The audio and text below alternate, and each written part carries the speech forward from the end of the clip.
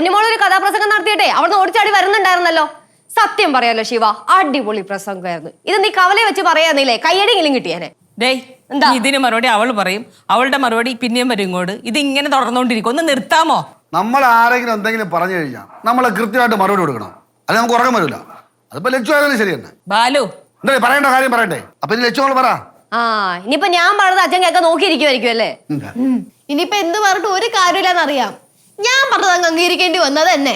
ഇത് ഞാൻ മനസ്സിൽ പോലും വിചാരിക്കാത്ത കാര്യമാണ് നീ പറഞ്ഞത്. എന്റെ പൊന്നു കൊച്ചേ, നീ ഇത്രയും വളർന്ന ഞാൻ അറിഞ്ഞില്ല കേട്ടാ. വളരുന്നത് നിന്റെ ഉള്ളിലെ വിഷം വളർന്ന. വിഷം വളരേ, വിഷം കൂടി.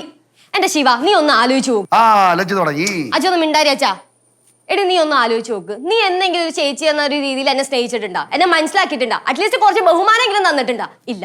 നിനക്ക് അന്നും ഇന്നും എന്നും കേശു മതി. നീ അവനും കൂടെ ചേർന്നിട്ട് എന്തോരം എന്നെ തല്ലിയിട്ടുണ്ടടി, എന്തോരം എന്നെ ഉപദ്രവിച്ചിട്ടുണ്ട്. അതൊന്നും നിനക്ക് ഓർമ്മ കാണൂല.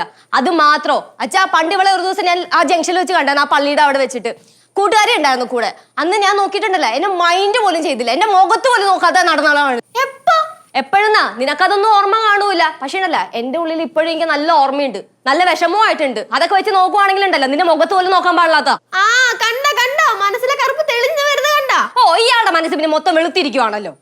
സത്യം പറഞ്ഞല്ലോ അച്ഛാ, സിദ്ധുളിന് പറ്റിയതാണ് പറ്റ്. എന്തൊരു നല്ല മനുഷ്യനായിരുന്നു. ഈ കല്യാണാലോചന വന്ന സമയത്തെ എനിക്ക് അളിയന്റെ വീട് അറിയണ്ടായിപ്പോയി. അറിയാമായിരുന്നെങ്കിലും അറിയാമായിരുന്നെങ്കിൽ എങ്ങനെങ്കിലും ഞാനത് തപ്പി കണ്ടുപിടിച്ച് അവിടെ പോയിട്ട് ചേച്ചിയുടെ മുഴുവൻ സ്വഭാവ സവിശേഷ ഗുണം അവർക്ക് പറഞ്ഞു കൊടുത്ത് കല്യാണം ഞാൻ മുടക്കിയാനെ. കല്യാണം കല്യാണം എന്നേക്കോട്ട് ഞാൻ കല്യാണം വേണ്ട വേണ്ട നോക്കുമ്പോ തല കയറണ പെണ്ണ്.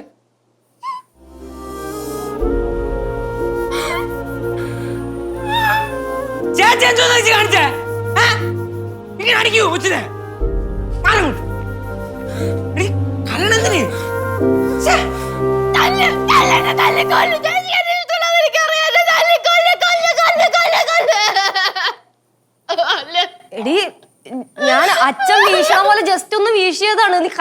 സോറി ലച്ചു, നിനക്കേ നിന്നെ പറഞ്ഞിട്ട് കാര്യമില്ല. നിനക്ക് കല്യാണം കഴിഞ്ഞതിന് ശേഷം ഇവരെല്ലാം പറയുന്ന പോലെ ഇത്തിരി അഹങ്കാരം എന്നല്ല, ഒത്തിരി അഹങ്കാരം കൂടുതലാണ് നിനക്ക്. എനിക്ക് തല്ലി തിരിക്ക് കാര്യത്തില്ല. ചേച്ചി കാണിച്ചത് എന്തോരം മനസ്സിലുണ്ടാവോ ചേച്ചി? നോക്കിക്കോ ഇനി മേലെ ഇങ്ങനെ പോലെ വല്ല കൈ പൊക്കി കഴിഞ്ഞാ നീ കെട്ടിയത് നിനക്ക് ഭർത്താവിനെ നോക്കില്ല, അച്ചാണ്ടി വെച്ചു കേട്ടെ. എന്താ കാണിച്ചത് നീ? ഇത് അച്ഛൻ പറഞ്ഞ പോലെ അഹങ്കാരം തന്നെ. 10 കാശ് കൈ വരുന്ന അഹങ്കാരം. കല്യാണം അങ്ങോട്ട് കേട്ടത് അഹങ്കാരം അഹങ്കാരം. ഞാൻ കൊള്ളില്ലാത്തവള് തന്നെയാണ്. എനിക്ക് അഹങ്കാരമുണ്ട്, ദേഷ്യമുണ്ട്. തക്കൊണ്ട് കൊല്ല് കൊല്ലെ കൊല്ല്.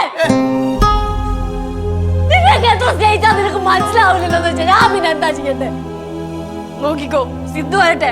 സിദ്ധു വന്നതല്ല, ഞാൻ ഒരു നിമിഷം പോലും ഈ കുടുംബത്തിൽ നിൽക്കൂല. പിന്നെ നിങ്ങൾ എന്നെ കാണൂല, ഞാൻ നിങ്ങളെ കാണൂല. നോക്കിക്കോ. കണ്ട എന്തായി?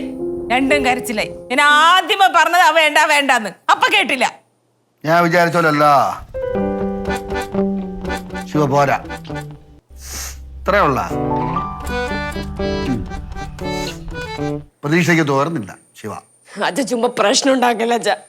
ഇനി മറ്റുള്ളവരെ കുറ്റം പറഞ്ഞ് പിന്നെ കെട്ടിപ്പിടിച്ച് ഉമ്മ വെച്ച് ഈ പ്രശ്നം സോൾവ് ആക്കാനാണെങ്കിൽ നെയ്യാറ്റിങ്ങനെ നിറഞ്ഞിരിക്കാൻ എന്റെ അമ്മയുടെ സത്യം രണ്ടിനും കാണിച്ചു പുറത്താക്കും. കുറെ നേരം കൊണ്ട് കണ്ടോണ്ടിരിക്കാണ് നിന്റെ കോമാളത്തിൽ. നീ കഴിഞ്ഞ ഒന്നാം കൊണ്ടാ. നീ കീരിയും പാമ്പും പോലൊക്കെ നീ കഴിഞ്ഞാൽ നീ ആരാണ് കീരി ആരാണ് പാമ്പെന്ന് നീയൊക്കെ തീരുമാനിക്കും. അല്ല പിന്നെ എന്താണ് നോക്കണത്? കെട്ടിപ്പിടിക്കാൻ തോന്നണ കളി ഇറങ്ങിക്കോണം.